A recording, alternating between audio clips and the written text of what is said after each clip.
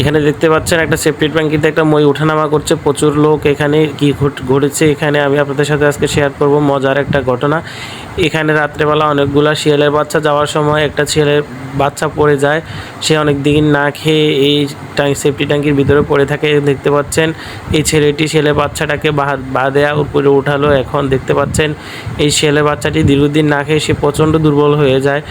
আর এই ছেলেটা নির্ভয়ে তাকে উঠে এখন ছাইড়া দিল, কিন্তু সে এমন পরিমাণে ক্ষুধার্ত যে সে ঠিকমতো হাঁটতে পারছে না সেফটি ট্যাঙ্কির ভিতরে থাইকা। এই দেখতে পাচ্ছেন তাকে ছেড়ে দেওয়া হয়েছে সে তার বাবা মার কাছে যাওয়ার জন্য, কিন্তু সে যেতে পারতেছে না। কারণ হচ্ছে যে সে প্রচুর দিন না খায়, সে প্রচুর দুর্বল হয়ে গেছে। আর সচরাচর এগুলো এইভাবে শিয়াল দেখা হয় না। কেউ কি এভাবে সরাসরি দেখছেন কিনা জানি না। আমরা শিয়াল পাইলে হয়তো মায়েরা পেলেই ইয়ে করি, কিন্তু এই সেফটি ট্যাঙ্কির ভিতরে নতুন একটা ভবন যাওয়ার সময় হয়তো রাতেরবেলা পড়ছে, আর তো বিশাল ট্যাঙ্কি উঠতে পারে নাই।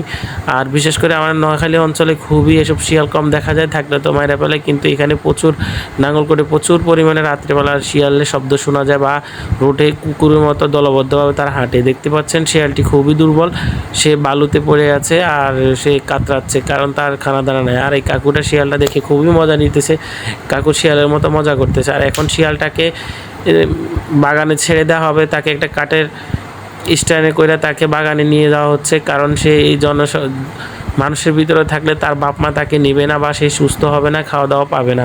সেজন্য তাকে জঙ্গলের ভিতরে নিয়ে নেওয়া হচ্ছে, তাকে জঙ্গলের ভিতরে ছেড়ে দেওয়া হবে। তাহলে তার বাপ মা এসে তাকে খাওয়া দাওয়া খাইয়ে যদি সে সুস্থ হয়ে যেতে পারে, সেজন্য তাকে গভীর জঙ্গলে রেখে দেওয়া হচ্ছে।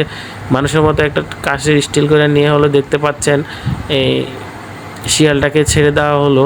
সে আসলে প্রচুর পরিমাণে ক্ষুধার্ত আর প্রচুর দুর্বল, তার ট্রিটমেন্টের প্রয়োজন, কিন্তু পর্যাপ্ত আসলে সচরাচর এভাবে হয় না। গ্রাম অঞ্চলে এভাবে শিয়াল পেলে পিটিয়ে মেরে ফেলা হয়, বা এটা জবাই করে কুসংস্কার ওষুধ হিসেবে ব্যবহার করা হয়। কিন্তু এই ছেলেটির সাহায্যে আমরা সবাই মিলে শিয়ালটিকে উদ্ধার করে তাকে জঙ্গলে ছেড়ে দেওয়া হয়, যদিও বা সে সুস্থ হয়ে ফিরে যেতে পারে। বা তার যাদের এই ভিডিও দেখে ভালো লাগছে, আশা করি লাইক কমেন্ট শেয়ার করে পাশেই থাকবেন। এরকম আরও ভিডিও পেতে হলে সবাইকে অসংখ্য ধন্যবাদ আমার ভিডিওটি পুরোপুরি দেখার জন্য। আসসালামু আলাইকুম।